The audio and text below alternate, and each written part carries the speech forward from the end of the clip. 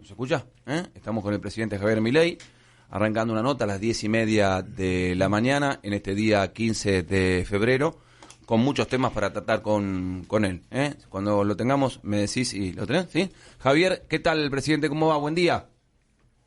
Buen día, Gustavo. Un gusto enorme hablar contigo. Un placer. Buen día para vos. Bueno, a ver, arranco por lo que estábamos hablando, que es el tema precios, ¿sí? Yo soy comerciante de toda la vida, le decía recién a mis compañeros, hasta los 30 años tuve un negocio, nacía dentro de un comercio y hasta los 30 casi que vivía ahí, y bueno, cuando te aumentan las tarifas tenés que aumentar los precios. Pero veo aumento, no sé, del 70% en el café, del 65% en pañales, del 70 y pico del polvo para hacer flan, cuando la inflación es del 20 o el 25 en el mes de diciembre. Primero, ¿qué opinás de la inflación, del 25 primero, del 20 ahora? ¿Y cuándo crees que vamos a poder llegar a un dígito que sería lo más normal, digamos, ¿no? Lo primero que hay que tener en cuenta es la situación inicial, sí, bajo la cual nosotros asumimos. Sí. Nosotros, en la primera semana de diciembre, se observaba precios creciendo a un ritmo de un 1% diario, es decir, que eso es, en el compuesto anual es 3.700 anual. Sí. De hecho, en la segunda semana había acelerado hasta el 7.500%. Es más, nosotros cuando la tercera semana ya acumulaba en esas 3 semanas 30%, yo había señalado que si nosotros lográbamos que cerrara diciembre en 30 era un muy buen número porque implicaba que la cuarta semana no había más suba de precios. Y de hecho hubo una corrección de esa suba que hizo un escalón hacia abajo y terminó en 25%. Eso además dejó un arrastre estadístico de por lo menos 6 puntos porcentuales, al menos en la estimación del INDEC, y el mes de enero, que es un mes complicado por el tema de la estacionalidad de las vacaciones y que suele tener un salto los precios, 25 hubiera sido un buen número, dio 5 puntos abajo, o sea, estamos en 20, y si quitas el arrastre estadístico, la tasa de inflación en el mes estuvo viajando a menos del 15%. Es decir, que hay un claro descenso de la tasa de inflación. Si vos lo mirás en mayorista en diciembre dio 54%, eso anualizado, eso te da, básicamente te da cerca de 17.000%. Sí. Es decir, a ese ritmo es como venía viajando la inflación. Sí. Nosotros para frenar eso, básicamente lo que tenías que frenar era la emisión monetaria. Los dos canales que estaban disparando fuertemente la emisión monetaria era el déficit fiscal, que estaba en torno a 5 puntos del PBI, y lo que se llama el déficit cuasi fiscal, que es el del Banco Central, que eran 10 puntos del PBI adicional. Y eso era lo que básicamente estaba generando el crecimiento de la cantidad de dinero, o sea, con lo cual se te disparaban los precios, es decir, la inflación.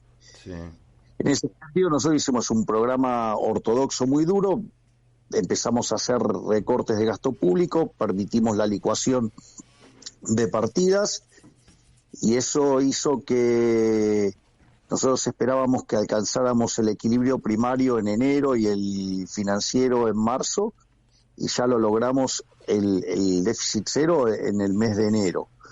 Y en el Banco Central hemos generado todo un proceso de limpieza del Banco Central, que esto es muy interesante porque vos fíjate esto, la cantidad de dinero no se movió.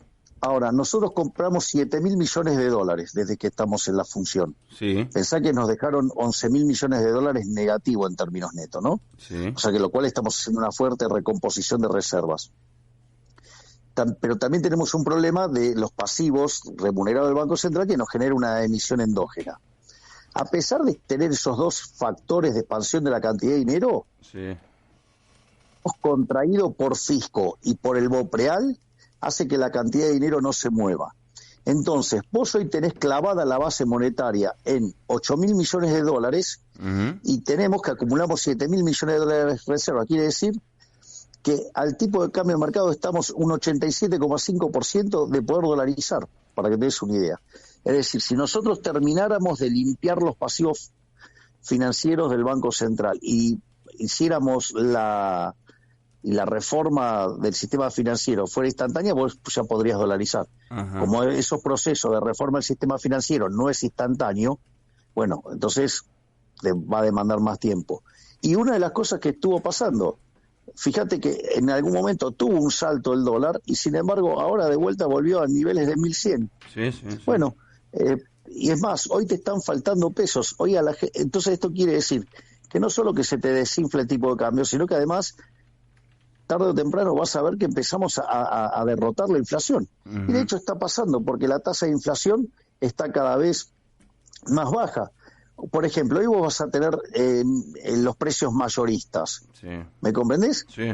Y vendés del 54% que tuviste, si te vas a un nivel del 20%, significa que recortaste la tasa de inflación en 2/3.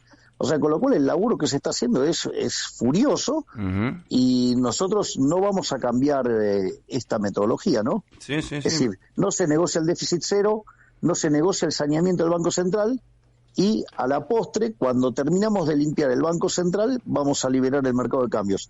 Que dicho sea de paso, todos los días hacemos nuevas liberaciones, ¿no? Uh-huh. O sea, todos los días se levanta alguna nueva restricción, y a pesar de eso, el Banco Central sigue comprando dólares. Uh-huh. O sea, eso yo te lo entiendo. Menos gastos, menos emisión, déficit cero, te responden los mercados, compraron 7.000 millones de dólares. Todo eso en la economía del país, a vos, por supuesto, te responde. A la gente cuando le llega, porque, por supuesto, quien está escuchando la radio ve que le sube el combustible, el peaje, la carne, la luz, el subte, y por supuesto, la inflación le quita el dinero del bolsillo. Hoy está negociando paritarias para marzo, pero está 40 y pico de % abajo. ¿Cuándo crees que le va a servir al pueblo que nos está escuchando? Cuando la inflación te quita el dinero tuyo, sí, porque la inflación es un robo, uh-huh, es porque antes vos emitiste dinero. Sí. Ahora, el efecto entre que vos emitís dinero y eso se ve en precios tarda 18 meses. 18 meses. Si te está faltando, claro, si te está faltando plata, buscá 18 meses atrás, estaba Massa en el gobierno, no estaba yo, ¿eh? Sí. Estaba el kirchnerismo, no estaba yo. Es decir, toda esta pérdida del poder adquisitivo del dinero no es culpa mía. Es decir, es fruto del descalabro monetario que causó el gobierno anterior. O sea, yo lo que vine es a corregirlo. O sea, yo podría haber agarrado y seguir con las mismas políticas que estaba aplicando el gobierno anterior, o las que se quiere Cristina Fernández de Kirchner, uh-huh, y en este momento estaríamos en una hiperinflación con 95% de pobres y con una caída del PBI de 20%. Bueno, digo, ok. Uh-huh. O sea, ese era el escenario alternativo. Sí, bueno, había un dólar de mentira. Sí. Ok, porque dice, no, vos devaluaste. No devalué. Es decir, el dólar fue al valor de mercado. Claro. En un momento de la respuesta anterior me dijiste, estamos en un 87.5 de chance de dolarizar. ¿Dolarizar cuándo? Porque en un momento era un tema tuyo de campaña que la gente le gustó y te votó. Me acuerdo que una vez nos dijiste acá que el que ganaba $1.000.000 iba a ganar $1.000, más o menos por ahí. ¿Dolarizar en qué momento? ¿Y más o menos ahí es esa cifra? A ver, el tema es el siguiente. Siempre es al dólar de mercado la dolarización. Sí. O sea, entonces, digamos, una vez que vos limpiaste todo el balance del Banco Central y liberaste el mercado, ahí te va a dar cuál es el precio. Ese es el primer punto. El segundo punto tiene que ver con cuando vos dolarizas, te quedás sin política monetaria. Por lo tanto, vos tenés que adaptar el sistema financiero para un contexto donde vos no tenés prestamista de última instancia. Sí. Y eso demanda un tiempo, eso es lo que demanda más tiempo. Entonces, si nosotros terminamos de limpiar el balance del Banco Central, después arrancamos con la reforma financiera y ese proceso termina con la dolarización. ¿Más o menos cuándo crees? Que dicho sea... No, bueno, eso depende, porque depende de cuándo terminamos de limpiar el balance del Banco Central. Sí. Y eso involucra decisiones de los individuos, porque todas las operaciones que hacemos nosotros son operaciones a mercado, es decir, son voluntarias. Uh-huh. No es que, digamos, o sea, yo, digamos, las determino unilateralmente. Es un proceso de mercado. En el proceso de mercado están los individuos eligiendo. Uh-huh. Entonces, o sea... o sea, qué sé yo, el fondo cree que terminamos a este ritmo de limpiar el balance del Banco Central a mitad de año. Ok. Después tenés que empezar a hacer la reforma financiera. Ajá. Te pregunto por algo que está en estos momentos como tema central en los canales de noticias, que es la firma de 10 legisladores radicales que te denuncian penalmente porque los trataste de coimeros. Si pones un poco los canales te vas a dar cuenta que es la noticia que surge ahora. ¿Qué tenés para contestarles? Bueno, digamos, ellos sabrán por qué se sienten aludidos, qué sé yo. Uh-huh. Presidente, buen día. Soy Mariana Contartesi. ¿Cómo le va? ¿Qué tal, Mariana? En algún punto, ayer en la carta de Cristina Kirchner extensa, y sé que ha respondido algunas cosas al respecto, hay un punto que me llamó la atención y que me gustaría tener su opinión. Ella en el punto 3 de las conclusiones habla de la legitimidad de origen que da el voto popular, que no debe hacerle perder de vista al actual mandatario la legitimidad del ejercicio en la gestión de gobierno. Y habla de que los gobiernos que ingresaron en distintas etapas, que se insuflaron de aires fundacionales, no pudieron terminar sus mandatos, cuando no lograron darle a la sociedad la calidad de vida que los argentinos demandan. Como una especie de paralelismo, mirando un poco a la historia, a el gobierno de la Alianza del 2001. ¿Qué le responde? Mire, a mí me votaron para bajar la inflación, para que la economía vuelva a crecer y para que terminemos con la inseguridad. Y en eso nosotros estamos trabajando de modo implacable. Después, digamos, yo estoy haciendo lo que el manual dice que funciona. O sea, a diferencia de la señora Cristina Fernández de Kirchner, que usa un manual que no funciona, donde, por ejemplo, niega la naturaleza monetaria de la inflación y no se da cuenta que desde que salimos de la convertibilidad, en el primer tramo del kirchnerismo la inflación fue 9% promedio, en el segundo fue 20%, después fue 30%, con Macri 40%. En el caso de Alberto, que generó 4 años 1000% de inflación, 250%. ¿No estamos viendo, digamos, la tendencia que está teniendo la inflación? Bueno, es decir, que sigan negando la naturaleza monetaria de la inflación. Bueno, yo estoy haciendo lo que dice el manual. O sea, la única forma de cortar con la inflación es cortar la emisión monetaria. Bueno, nosotros lo estamos haciendo. Después, o sea, después la vida pasan un montón de cosas y los resultados a veces llegan más tarde o más temprano. O sea, pero nosotros estamos haciendo lo que hay que hacer. Es la primera vez en la historia argentina que se hace lo que hay que hacer. ¿Cuán cerca se está de un acuerdo o está cerca de un acuerdo con el PRO, si es solo en el ámbito parlamentario o también puede ser en el ámbito del Ejecutivo? No le digo un cogobierno, pero digo, ¿cuánto hay de un acuerdo político? Eso, el cogobierno es una tontería inventada por periodistas operadores que responden a intereses de algún político que les pone caja. Punto. Ahora, digamos, ahora vamos a hablar en serio. Hablando en serio la realidad es que desde que yo entré en la política, y casi que lo decía desde antes también, siempre dije que la política le debía a la sociedad argentina un ordenamiento en términos ideológicos, donde los que defienden las libertades individuales están de un lado y los colectivistas del otro. Es decir, los colectivistas, los que les gusta el Estado presente, bueno, los que les gustan los consensos del choreo, del otro lado. ¿Listo? Bien, en ese contexto, yo creo que lo que pasó con la ley base fue fenomenal. Terminó ordenando el espectro político. ¿Quiénes están del lado de la ciudad de la libertad? ¿Quiénes están del lado de los que quieren vivir del Estado a expensas de los argentinos de bien? Bueno, en ese contexto, en la Cámara de Diputados, el bloque del PRO, digamos, trabajó de una manera muy coincidente con nuestro bloque. Por lo tanto, casi en orden espontáneo se acomodaron las fichas. Bueno, yo creo que eso hace que haya una posición de que con el paso del tiempo los dos espacios vayan a una convergencia. Pero tengo que entender en sus palabras que presentó la ley bases para que se cayera en el Congreso. O sea, nunca hubo una intención de que fuera aprobada. No, la ley base, digamos, tenía dos cosas.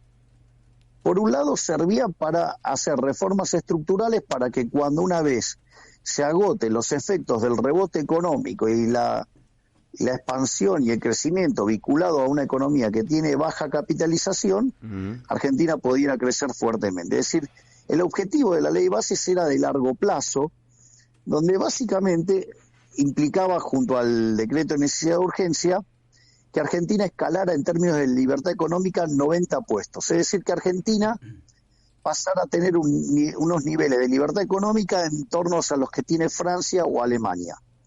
En ese contexto, Argentina en 20 años se parecería a Alemania o a Francia. ¿Sí? Sí. Bueno, digamos, muchos diputados prefirieron ponderar sus negocios personales por sobre los intereses de los argentinos y empezaron a usar la ley. Frente a esa situación, yo prefiero que no haya ley a que haya una mala ley.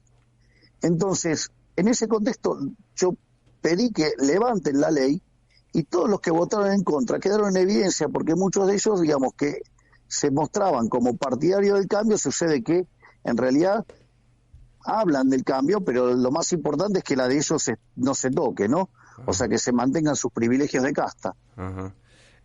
O sea, no lo considerás una derrota. Yo te escuché el sábado de la mañana, cuando estabas allá. No, todo lo contrario. Todo lo contrario. Todo lo contrario. Lo considero un triunfo rotundo. Los dejé en evidencia. Si yo te hubiera dicho que a 2 meses de asumir hubiera encontrado la forma de hacer de generar el ordenamiento ideológico en la Argentina, vos que me hubiera dicho, ¿dónde firmo? Bueno, nosotros lo logramos con esto, digamos, donde mucha gente dejó los dedos sucios. Ajá. Sí, nosotros decíamos, ¿qué dirá el presidente después de lo que ha pasado en el Congreso, después de tanta lucha, tanta pelea, tanto debate?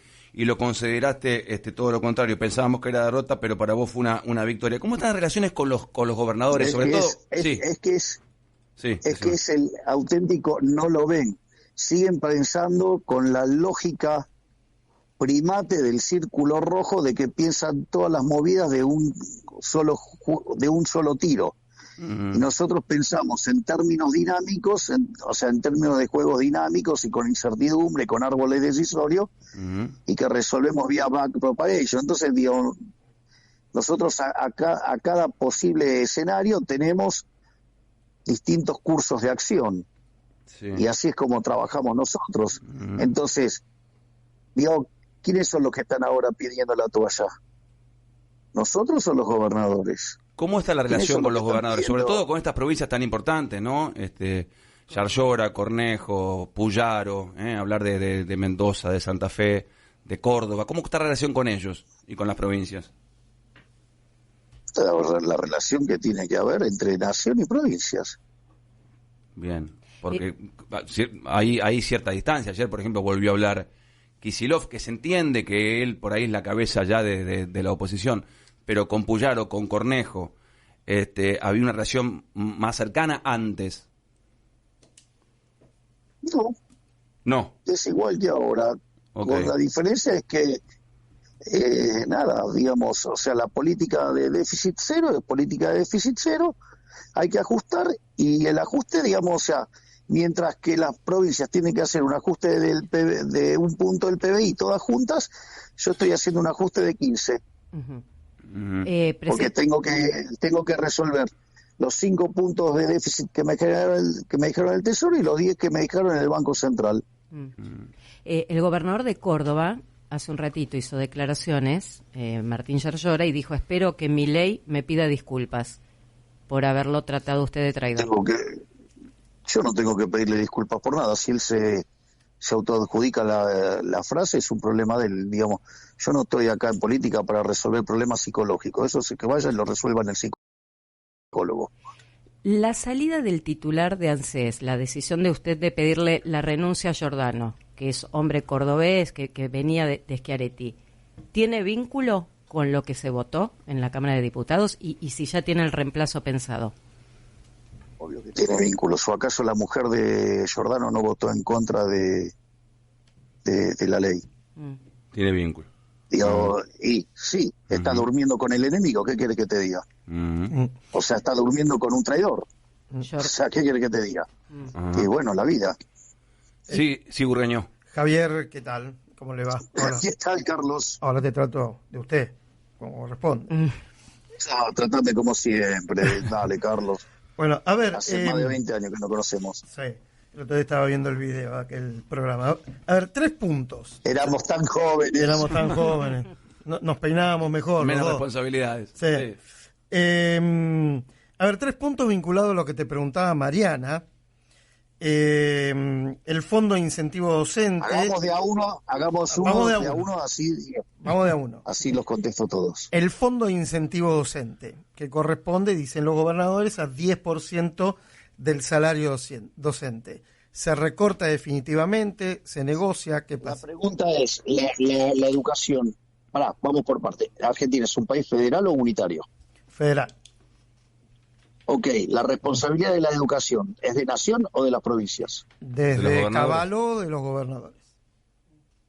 Listo, está claro, no corresponde, la tiene que pagar de la propia. Listo, O sigamos. sea, no hay más fondo de incentivo docente, no hay más oblea. Tienen que pagarla de la propia.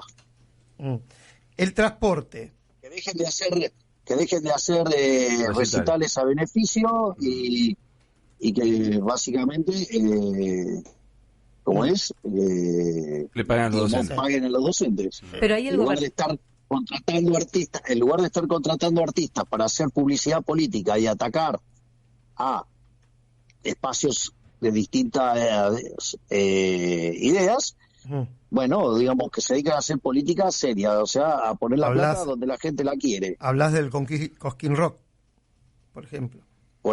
Sí, bueno, está lleno de artistas que cobran del Estado en distintas provincias, así que eso es un caso más dentro de de cosas, es una irregularidad. El transporte. ¿Qué punto que sigue? Dale. Los fondos del transporte. De vuelta, Sí. ¿de quién depende? A ver, el De las mejor ejemplo provincias. fue el de Córdoba. Sí. Sí, es decir, el gobernador de Córdoba se quejaba, digamos, de que caían 20.000 millones de pesos del subsidio de transporte y que por culpa mía tenía que subir los precios. Mentira. Podría bajar el gasto, por ejemplo, él gasta 26.000 millones de pesos en pauta oficial para que los periodistas hablen bien de él. Bueno, entonces que deje usar la pauta oficial como mecanismo de autobombo y le transfiera esa plata a los cordobeses. Listo. Otro Vamos, capítulo. punto que sigue. El punto que sigue. Obra pública. Kicillof reclamó por 2.000 obras, creo. Si no es 2.000, es por ahí. Me imagino que el resto de los gobernadores también. Fondos de obras públicas que en teoría estaban financiadas por el gobierno nacional hasta noviembre. ¿Qué pasa con ese capítulo? No más obra pública. O sea, se cortó totalmente la obra pública. Es un mecanismo de robo furioso. ¿Hasta cuándo? Habías hablado de la chilena en campaña. Eso es el régimen de iniciativa privada. Si tienen una iniciativa privada, que la hagan. Es un problema de ellos, Pero ¿no? no del gobierno. Perdón, el gasoducto. No. El gasoducto del no. Perdón, te pregunte por esta puntual, ¿no? Porque me parece importante de continuar. El gasoducto del norte. O sea, el gasoducto para la Lo podría reversión. hacer, lo podría hacer también el sector privado. De hecho, digamos, le hicieron mucha pompa al Néstor Kirchner y al lado, digamos, tener uno hecho por el sector privado. O sea, lo podría No, hacer el o sector sea, privado, la empresa que le está haciendo. Obvio, podría. claro. A ver, si se cumple, esto es una reflexión, quería ver si lo confirmás. Si se cumplen estos 3 capítulos, fondo de incentivo docente, transporte, obra pública, y lograste un equilibrio fiscal en enero, febrero, marzo, abril, sería parecido. De vuelta, cautela con los números. Porque es cierto que además lo logramos pagando 1.500 millones de dólares de deuda, Sí. de intereses, ¿no? Sí. De vuelta, cautela. Yo necesito tener certeza de que los números fiscales permanentemente van a estar en déficit cero. Y entonces a partir de ahí empezamos a discutir otras cosas. Por ejemplo, la reforma tributaria para bajar impuestos y devolverle la plata a los argentinos de bien. O sea, eso Perdón, sería- sobre ese punto, el paquete fiscal que venía después de la ley bases, ¿quedó también archivado, congelado o puede tener otra vida? No, a ver, el punto es el siguiente. Cuando nosotros, a ver, hay dos dimensiones del problema. Hay una dimensión que tiene que ver con el DNU y con la ley bases que hacen al crecimiento a largo plazo, que es esto que yo expliqué de la libertad económica, ¿me entendés? Donde vos podés duplicar el PBI per cápita en 7 años y si seguimos con la lógica actual, digamos, tardaríamos, no sé, 25 años. ¿Sí? Lo cual no es trivial en términos de pobres, indigentes, bienestar para los argentinos. Pero bueno, los políticos prefieren sostener sus privilegios, bueno, sostienen sus privilegios. Dicho esto, nosotros, una de las cosas que hicimos dentro de la ley base, pusimos un paquete fiscal. ¿Para qué pusimos un paquete fiscal? Para facilitarle a los gobernadores arreglar el problema del punto de déficit que tienen. Entonces nosotros hicimos una propuesta honesta y sincera que trataba además de arreglar el problema de los gobernadores, que fue aquella reunión que yo tuve con todos los gobernadores. Uh-huh. Los gobernadores, en lugar de hacer la lectura correcta de eso, hicieron una lectura de que eso se trataba de un síntoma de debilidad.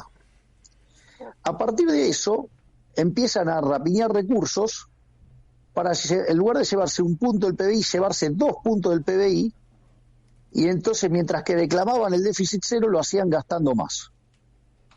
Digamos, una cosa verdaderamente dantesca, y al tiempo que además se dedicaban a dinamitarme las cuentas a mí para que yo me estrelle de acá a 6 meses. Frente a esa situación, lo primero que nosotros hicimos que fue sacar el capítulo fiscal. De hecho, si hubiera sido por mí, yo directamente ahí sacaba la ley. Pero bueno, me dijeron, no, se puede sacar el capítulo fiscal. Entonces sacamos el capítulo fiscal. De manera incorrecta, el círculo rojo leyó mal, lo leyó como una derrota. Y el propio Caputo dijo, esto va a implicar que el ajuste va a ir a las provincias. ¿Por qué? Porque nosotros justamente le habíamos diseñado el ajuste y pagamos los costos nosotros.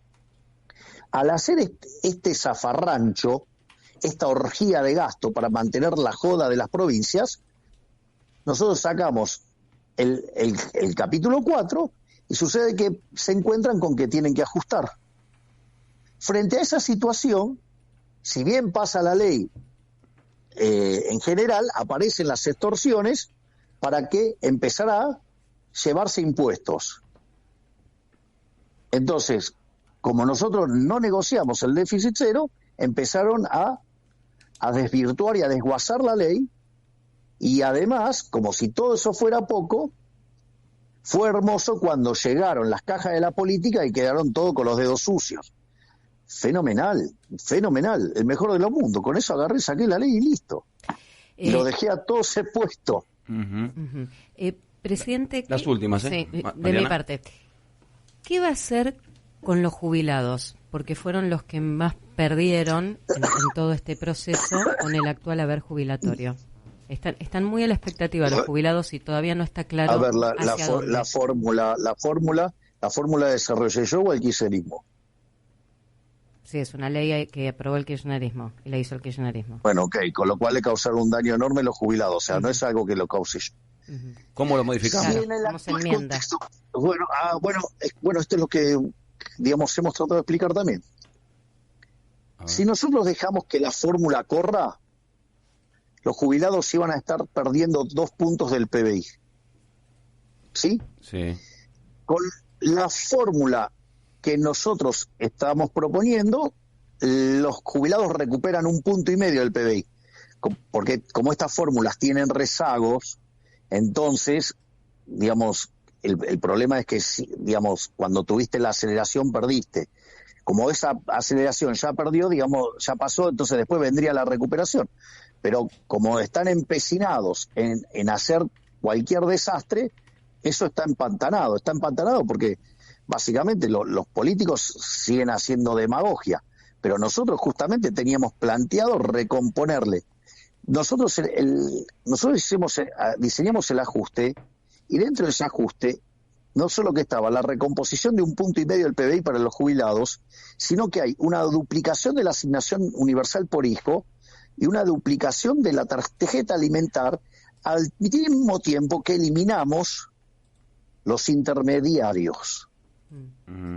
Pero, presidente, es decir, que no es que, digamos, no es que nosotros no hemos trabajado la parte social. Justamente una de las cosas que nos ponderó el Fondo Monetario Internacional fue cómo nos hemos ocupado de la cuestión social, y es más, y esto yo hasta lo he hablado con el propio Papa Francisco cuando me preguntó, y le di obviamente le di detalle por detalle para que él tuviera plena certeza de que nosotros no estábamos abandonando a los más vulnerables. Es más, vamos a incorporar también un mecanismo de asistencia para la clase media para que los chicos no pierdan el colegio, porque la situación en la cual se te caen los ingresos y tenés que cambiar al chico de colegio, eso no solo que es traumatizante para los padres, sino que también es traumatizante para los chicos. ¿Y cómo es Entonces asistencia? estamos desarrollando que tengas el financiamiento para que vos puedas seguir mandando a tu colegio, al colegio al chico. ¿Cuándo tiene previsto y anunciarlo? la contención. En estos días está trabajando la licenciada Petovelo con Luis Caputo para hacer esto. Es más, va a haber también vouchers para poder comprar útiles, para poder darle contención también a la clase media. Pero es ahora, porque comienzan las clases en marzo, ya debería ser, ¿no? Sí, estamos en eso, estamos muy cerca con eso. Lo que pasa es que estuvimos haciendo un trabajo muy fuerte con el tema de los comedores también, porque una de las cosas que pasaban, venían los gerentes de la pobreza, nos pedían bolsos de comida, ¿sí? Primero que no nos daban la contraparte nos decían un número y no nos decían quiénes estaban atrás de ese número. Vos lo tenés que tener registrado eso. Y no solo eso, sino que además, que era más grave, cuando te cotizaban el bolso de comida, era por calidad premium, por decir algo, y cuando vos, por ejemplo, agarrabas los fideos que venían, que supuestamente era calidad premium, y los ponías en la igual, se te rompían. Le daban cualquier cosa. No sé si soy claro. O sea, sí, le daban cualquier cosa. Exacto. Y además, en otros casos, además, vendían esos bolsos de comida. O sea, digamos, una cosa verdaderamente... Por eso también se generó esa situación de tensión en el Ministerio de Capital Humano, cuando la ministra de Capital Humano salió y los enfrentó. Dijo, la gente tiene problemas para comer, que vengan y yo me ocupo de darle la asistencia. No vino ninguno. Y después le quisieron montar una marcha. Acá lo que está pasando es que nosotros estamos eliminando los intermediarios. Eso no es gratis. O sea, esos gerentes de la pobreza hacían negocios por todos lados. ¿A usted no le parece que es una crueldad y algo vil usar a los pobres para hacer negocios personales ilícitos? Total. Ahora, perdón, una cosita, presidente, que me quedó del tema jubilados. Usted entenderá que es todo un sector que quiere alguna respuesta concreta. Usted dijo que el tema estaba empantanado. ¿Va a dar algún tipo de bono? Igual nosotros, a ver, lo que quiero decir es lo siguiente.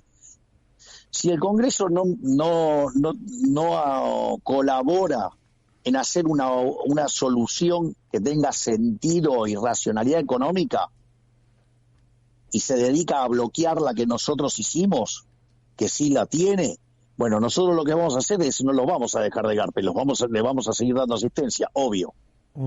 O sea, le hace bonos o un extra a lo que vienen cobrando. Alguna manera, digamos, de tratar de compensarlo. De hecho, nosotros, frente a la pérdida de 2 puntos que significa la vieja fórmula, la fórmula que está actual, quiero decir, nosotros, digamos, por los rezagos que esto tiene, la compensación que nosotros le damos es 1,5 puntos del PBI. O sea, nosotros estamos poniendo 1,5 puntos del PBI adicional en los jubilados. Javier, las dos últimas por mi lado. Algo que quedó un poquito atrás, pero que fue muy importante. Una, por favor. Sí. No, pero la primera, a ver, de las dos, esta es la primera. Esta es la primera. A ver. No, porque yo quiero, digamos, o sea, lo que no quiero es que queden preguntas sin contestar. Entonces, me parece valioso, y a veces, por la dinámica, cuando metes muchas preguntas seguidas, puede ser que alguna, digamos, o sea, me olvide. Es verdad. En algún momento, los gobernadores pidieron la coparticipación del impuesto país y el impuesto al cheque. ¿Hay alguna posibilidad que eso se dé? Ninguna. Ninguna. Pero sí, esto ninguna. Ujú. Y esto sí es una gran muestra de la hipocresía de los gobernadores. Los gobernadores lloran con el tema de las retenciones diciendo, no, porque imagínate, yo tengo que volver a mi provincia y las retenciones, que esto, que el otro. ¿Y cómo querés impuesto país, que es una distorsión parecida? ¿Cómo es esto?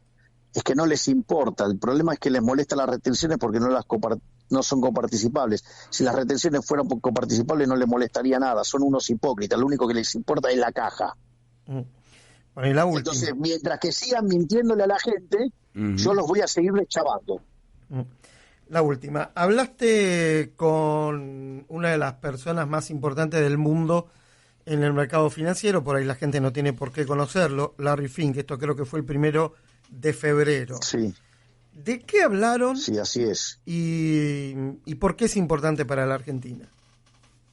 Bueno, primero porque BlackRock es el fondo más importante del mundo.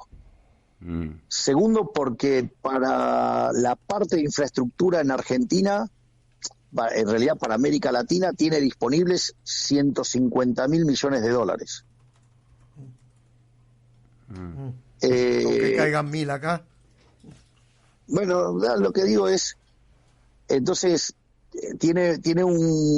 entonces básicamente estuvimos hablando de las posibilidades que había en Argentina en función del tipo de fondos que ellos tienen y los distintos tipos de asociaciones que habría entre privados como para poder avanzar en los regímenes de iniciativa privada.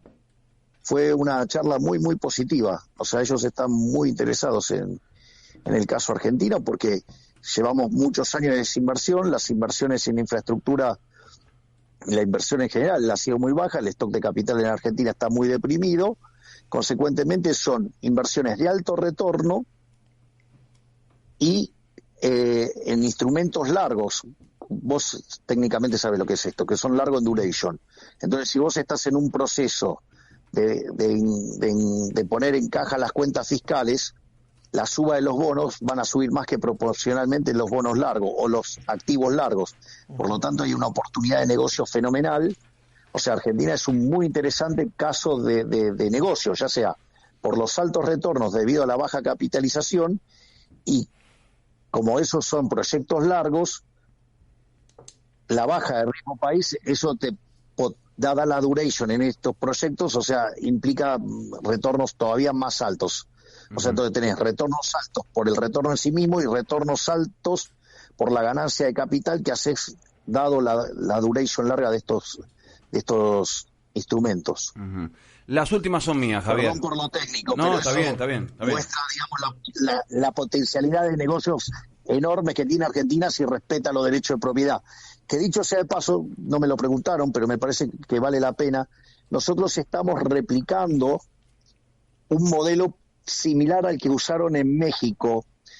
La verdad es que las experiencias del CIADI funcionó muy mal y las demoras y que lleva, eso genera gran pérdida de valor y entonces se tradujo en que se perdieron muchas oportunidades de inversión. Nosotros lo que estamos haciendo es que cada uno de estos proyectos, ¿sí? Y se arme como una suerte de megaprospecto donde se contemplan todas las potenciales divergencias o un mecanismo, digamos, que sirve para pensar algún problema de una contingencia no contenida en el prospecto y entonces eso y queda bajo la ley local, entonces se resuelve muy rápidamente, entonces eso simplifica todos estos procesos y en México eso funcionó bárbaro y justamente cuando hablaba con Finn, justamente él lo que me señalaba es que estaban en México y que ellos sí estaban muy conformes con ese modelo. Así que quiere decir que en materia de inversiones también estamos pensando bien el problema. Las últimas, Javier, vimos que te encontraste Gustavo. con mandatarios de Israel, de Italia, creo que de Paraguay ahora en las últimas horas también vino el presidente.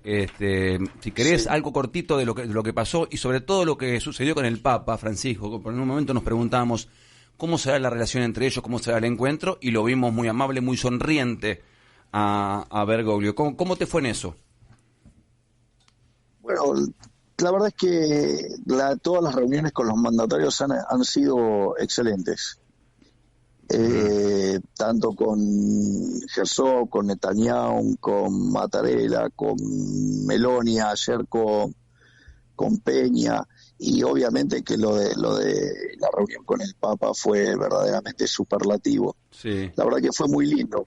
Es más, cuando terminamos de tener la reunión a solas, Sí. después yo hicimos pasar a mi comitiva. Cuando llegó el momento de los regalos, pasó la comitiva. Entonces, dentro de la comitiva vino la canciller Diana Mondino, el ministro del Interior Guillermo Franco, que además había sido alumno de Bergoglio Sí. en el colegio.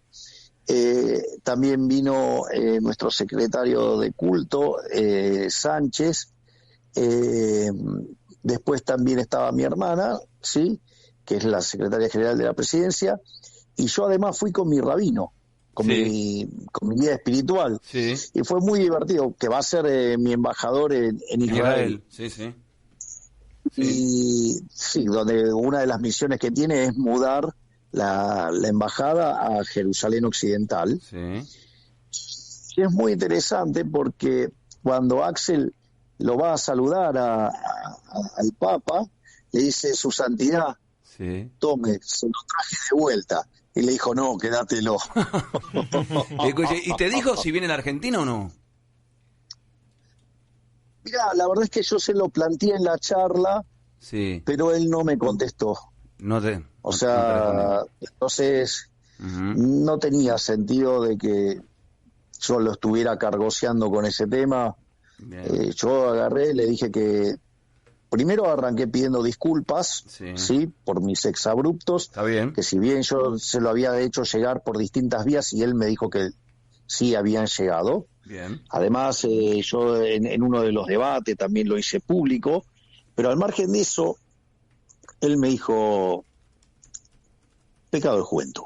O sea, todos hemos cometido errores en la juventud. Así que y ahí pasó adelante. Después le hablé de los libros que mandó de regalo Huerta de Soto, que es uno de los anarcocapitalistas más importantes del mundo, que le mandó de regalo.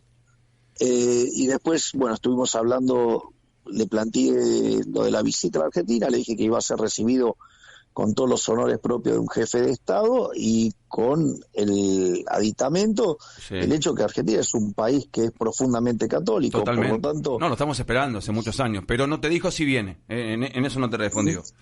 El 1 de marzo vas al Congreso, no me sí. contestó y sí, obvio, sí. 1 de marzo también, vas. otra vez. Sí, sí. Estuvieron ahí los periodistas operando mentiras groseras sobre qué voy a hacer o no. Hay una cuestión de protocolo. Está bien. Es decir, lo que tienen que entender es que yo, dentro de la ley, todo, fuera de la ley, nada. Bien. La 1 de marzo asunción estás ahí. presidencial yo la podía hacer donde yo quería. La hice en las escalinatas, de espalda de los políticos, de cara a la gente. Sí. La asamblea legislativa, sí, cuando vos haces la apertura de sesiones, esa es la asamblea legislativa. Entonces es adentro del recinto con la asamblea legislativa, que son básicamente los diputados y los senadores. Sí. A ver, si fuese amigo tuyo que vos me decís, che, venite a la Quinta de Olivos y charlamos un rato, porque a mí me gusta tener una buena relación con vos y con todos los entrevistados. Te diría, no te pelees con los artistas, porque te peleas con los artistas y empiezan a criticarte mucho. Yo ayer, te digo, vos que sos futbolero, estaba transmitiendo River, y en un momento me fijo tendencias en la Argentina, y la tendencia era Lali Depósito, digo, ¿no? Cuando vos decís eso, ya como que cruzás un límite que ella después te lo devuelve, y hay artistas que se ponen de su lado. Disculpamos, Sí. ¿quién empezó con esto? ¿Empecé yo? Y no recuerdo, la verdad quién lo empezó no lo recuerdo, pero digo, ella... Ella empezó. No Ella fue la que empezó. No te gustó que ella cuando ganaste dijera, dijo dos frases. Pero de vuelta. Sí. Ahí, a ver, Pues, vamos a... para contarle al público también. No recuerdo quién fue. Sí. Pará, vamos a esto. ¿Sabes qué? Si te gusta el Durano, bancate la pelusa. ¿Querés hacerte el guapo? ¿Sí? Ok, bancate que yo te responda. Ok, digamos, no se puede contestar. Vos me podés agredir y yo me tengo que callar, ¿no? Entonces, y además, si querés agredir, tenés que estar limpio. Si sos un parásito que vivió chupando de la teta del Estado, estás en problema. Y si encima tus opiniones están en línea a un espacio político que te pagó las presentaciones, vos sos un mecanismo de propaganda, no sos un artista. Pero ella es una figura internacional, entonces, Javier, también, ¿eh? Es una figura, vos vas a España bueno, está bien, fantástico, digamos, pero ¿sabes qué? Digamos, o sea, acá, digamos, hace mucha plata con el IVA que le sacás de los impuestos y le quitas la comida a los desnutridos de Chaco. Pero eso no es más culpa de los gobernadores. Bueno, pero digamos, o sea, bueno, ella también podría no aceptarlo porque le podría parecer inmoral. Pero parece que si va al bolsillo de la plata, que se la robe a la gente para quitársela del plato de comida a la gente, no le parece mal. Porque a mí me preocupa que vos te pelees con los gobernadores, con los artistas, que te pelees con los sindicatos, porque es más difícil gobernar. Yo me voy a pelear contra la inmoralidad. Bueno.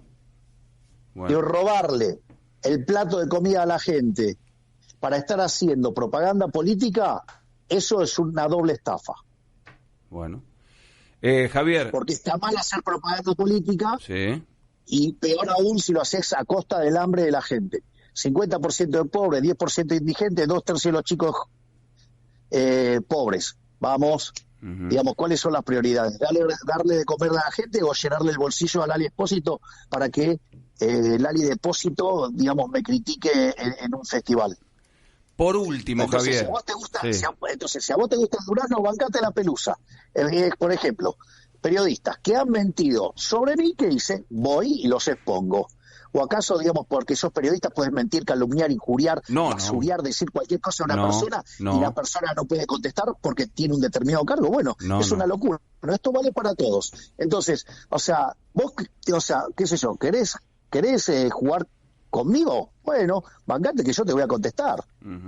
O sea, yo no me voy a quedar callado. No, se nota. Y si le duele que le digan Lali Depósito, bueno, lo siento, le quedó Lali Depósito. ¿Por qué? Porque vive de los pagadores de impuestos, a costa de el hambre de los chicos. Porque vos sos el presidente, hoy sos la persona más importante de la Argentina, digamos, responderle... No importa las discusiones morales, porque en el fondo es una discusión moral sobre lo que hace el Estado. Es decir, es una inmoralidad. Es lo mismo que cuando yo digo, Yarlora se queja de que le saco los subsidios al transporte, pero él le pone 28.000 millones de mangos a los periodistas corruptos para que hablen bien de él. O sea, en pauta publicitaria. Bueno, digamos, o sea, es una discusión de prioridades. Esto es lo mismo. Esto es lo mismo, o sea, es una discusión, digamos, o sea, ¿por qué se desata todo esto? Y porque no hay plata. Entonces, cuando vos no hay plata, tenés que cortar. Entonces, tenés que elegir, tenés que priorizar. Para mí es más importante, no sé para ustedes, pero para mí es más importante darle de comer a los pibes que, digamos, estar financiando propaganda política enmascarada de un recital. La última es un mensaje para la gente que nos está escuchando, que por ahí está apretada de bolsillo porque tiene menos ingresos y más gastos. ¿Qué le podemos decir, Javier? Que vos no podés estar viviendo eternamente por encima de tus posibilidades. Y cuando lo hiciste durante mucho tiempo, eso tiene un costo. Bueno, nosotros lo que estamos haciendo es sincerar la situación.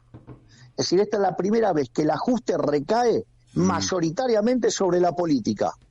¿Sí? Y es la primera vez en los últimos 100 años que Argentina está haciendo lo que verdaderamente ha sido exitoso en el mundo. Por lo tanto, esta vez el esfuerzo tiene sentido porque hay luz al final del camino. Si nos mantenemos en este sentido, no solo vamos a derrotar la inflación, vas a volver a crecer y vamos a terminar con la inseguridad. ¿Por qué? Porque estamos haciendo lo que el manual marca. Y entonces, tarde o temprano salimos, tarde o temprano vamos a volver a crecer, tarde o temprano vamos a doblegar la inflación, tarde o temprano vamos a volver a ser un país próspero. Ojalá llegue ese momento. Javier, gracias por atendernos, te mandamos un abrazo. Placer enorme, hasta luego. Hasta luego. Javier Milei, el presidente de la Argentina, charlando con nosotros. Hacemos un nosotros.